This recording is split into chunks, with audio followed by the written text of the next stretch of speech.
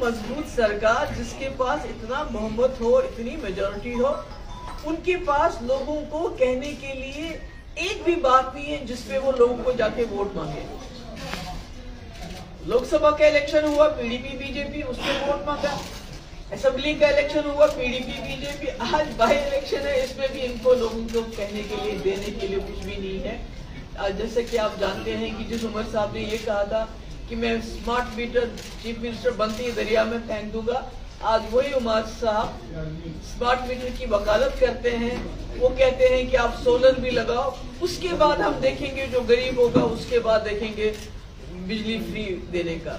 इसी तरह सिलेंडर जो इन्होंने किया था वादा, उसका कहीं नामो निशान नहीं है। और आपको पता है गैस की कीमत पहले से ज्यादा बढ़ गई, बेरोजगारी ज्यादा बढ़ गई, हर हिसाब से लोगों की कमर टूट गई है। तो ऐसे में पीडीपी के ऊपर एक तो अपोजिशन का बोझ था ही था, मगर इस सरकार की नाकस कारकर्दगी का बोझ भी आ गया है। इन्होंने कश्मीर में गज गज जाके ये कहा था कि जो हमारे जेलों में कैदी हैं हम उनको वापस लाएंगे, अगर वापस नहीं ला सके तो हम उनके केस खुद लड़ेंगे। मगर कुछ नहीं किया।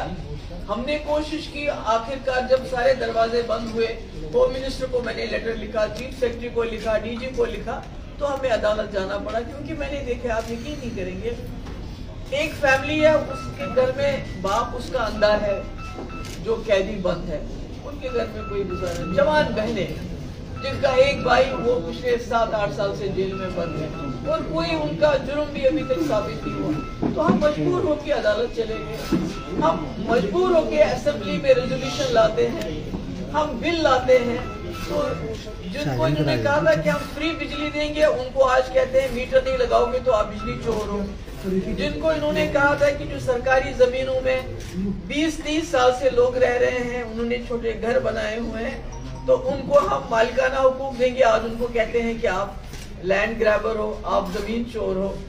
तो मुझे समझ नहीं आता है कि इतनी नाकामी होने के बावजूद जो है, एक साल पूरे हर महाज पे फेल होने के बावजूद, कब तक उमर साहब दुनिया में हर जगह प्रोपेगेंडा पीडीपी बीजेपी करेंगे।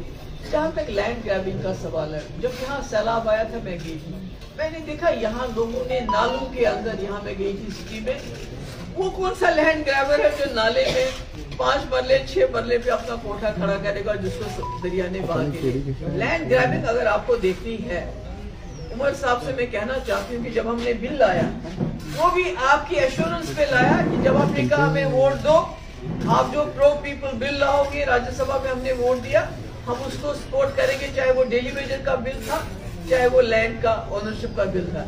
अगर आपने वाकई उमर साहब लैंड ग्रैबिंग की बात करनी है, तो बटंडी में जंगल की जो लैंड है, उस लिस्ट में किसका नाम था?